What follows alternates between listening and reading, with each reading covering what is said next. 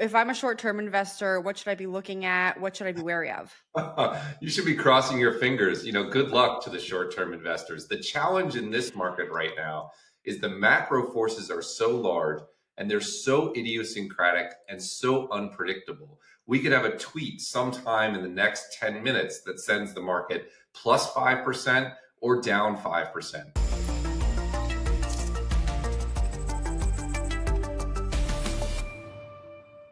Should short-term investors be praying right now?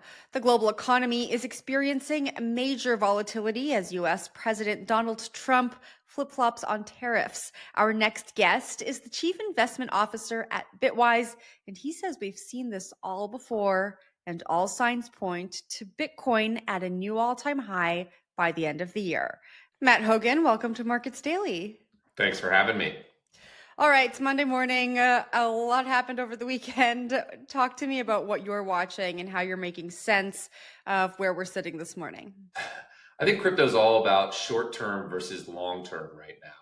Long-term, everything is lining up for a sustained bull market in crypto. We see continued flow into Bitcoin. We see continued loss of faith in institutions on the Ethereum and other asset side. We see rise in stable coins, rise in tokenization.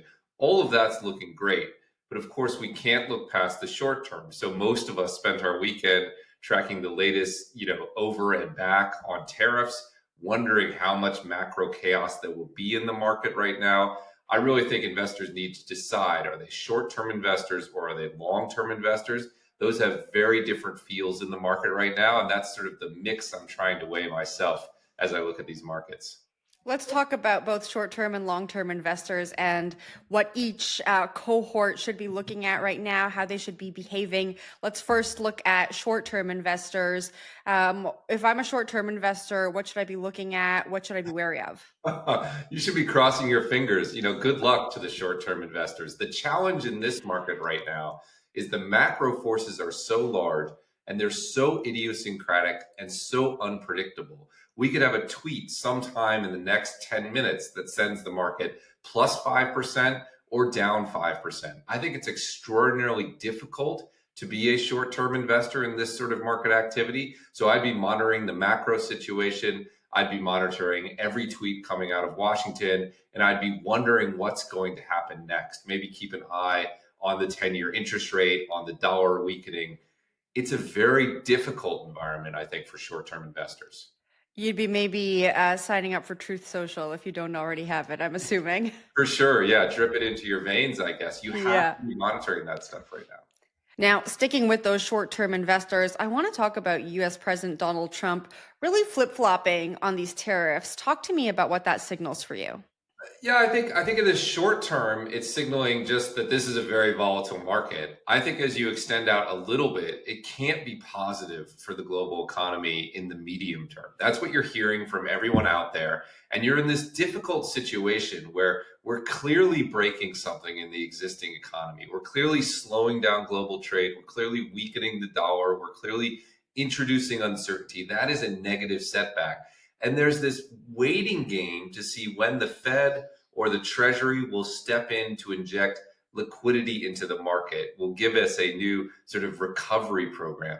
The challenge about us, where we're sitting from a short-term perspective, is all the signaling coming out of the Fed and out of the Treasury is we're not going to do anything.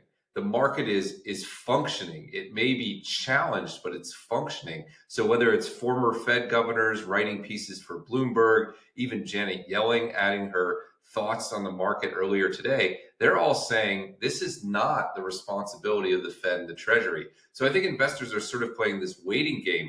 When will people come to the rescue? And the people who usually come to the rescue say, not yet. And that, I think, gives us a negative bias in the short term. So if I were guessing, I think there's more risk than opportunity until we see the Fed or the Treasury ride to the rescue. And there's just no sign that they're planning to do that right now. Well, you've kind of answered my next question, but I was going to say, what's the likelihood you think that they do come to the rescue eventually? Well, eventually the likelihood is 100%. Eventually they can't resist the big red button. They've been taught over time that when there is market uncertainty or economic uncertainty, you have to come to the rescue with liquidity. I think if we see more challenges in the treasury market or a disorderly sell-off in the dollar, I think you'll see them step in. So it's going to happen eventually. But I do read from the signaling that it will be slower than many people expect. So this uncertainty could certainly stretch for days. Maybe it could stretch for weeks. Possibly it could stretch for months. I think we're in for a relatively significant period of volatility in the markets before those forces ride to the rescue. But make no mistake, eventually this is a political game and eventually they will ride to the rescue. It's just a matter of when. It will happen, but I think it could take a little bit longer than people have been conditioned to expect in the past. Now, let's talk about those long-term investors. You said at the top of this interview that we are gearing up for a bull market or a bull cycle. Talk to me about what needs to happen for that to come to fruition. I mean, there are any number of catalysts. So I'm extraordinarily bullish for the end of the year. I think we're going to see a relatively significant decoupling between Bitcoin and equities. I think you're going to see Bitcoin move to new all-time highs. And Bitwise's prediction from December of last year that we'll get to 200,000 on Bitcoin, I think still is plainly in sight. What do we need to have that happen? We need the macroeconomy to settle down a little bit. We need maybe one of these rescue packages to start to come into the market. I think if we see either of those things, this market is primed to rip. If you look at how Bitcoin in particular has been performing over this market pullback, it's done significantly better than in previous stock market corrections. Usually when there's a stock market correction, at least for the last 10 years, if the stock market is down 10, Bitcoin is down 30. Instead, this time, Bitcoin is more or less keeping pace with the equity market. To me, that's an incredible sign of resilience and strength. 2 years ago, if I told you that the global economy was falling apart and Bitcoin would be at $84,000, you would have laughed at me. And yet that's what we're seeing. So as soon as we see some signal that the economy is going to stabilize, that macro will get out of the headlines, I think we'll quickly be to new all-time highs. And if we do see any sort of stimulus or the Fed or the Treasury stepping in, I think it's off to the races and on towards Bitwise's $200,000 target. You tweeted something yesterday that I thought was kind of funny. It made me chuckle. You said you were doing some research on Bitcoin's performance during previous stock market pullbacks. Talk to me about what you found there. It felt a little bit like deja vu when I was reading what you found. Yeah, it's pretty unbelievable. I entered it into Google to figure out what happened in 2018, and it said that the market pulled back due to Trump's tariff wars, weakening dollar, exactly the same things that we're living right now. And I think that's important for people to remember. We have been through these sort of market crises. We have seen what happens in the crypto market. Look, crypto is in a generational, multi-decade bull market. We can have these short-term challenges that set us back, but long-term, the forces powering this industry forward are going to overcome and overwhelm that. So it was fun to flash back a handful of years to the previous Trump presidency and see that, we have experienced this before and there is light at the end of the tunnel eventually. One of the other big narratives, big headlines this morning is that of gold versus Bitcoin. Gold obviously up, I think about 20%, Bitcoin down.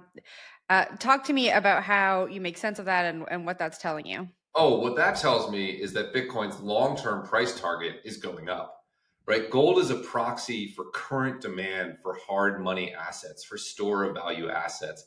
When I look at Bitcoin's addressable market, I assume it's going to match gold in about 5 to 10 years. So as gold's addressable market goes up, the long-term price target for Bitcoin goes up as well. The reason Bitcoin is down is because it's both a hedge asset and an emerging risky asset. So what we've seen historically in the short term, when there's market volatility, you see Bitcoin pull back with all other risky assets. But in the long term, it catches up and then some. So every time gold sets a new all-time high, I cheer. It means that Bitcoin's ultimate all-time high is ticking up. It used to be 800,000. Now to match gold, maybe it's 1.1 million.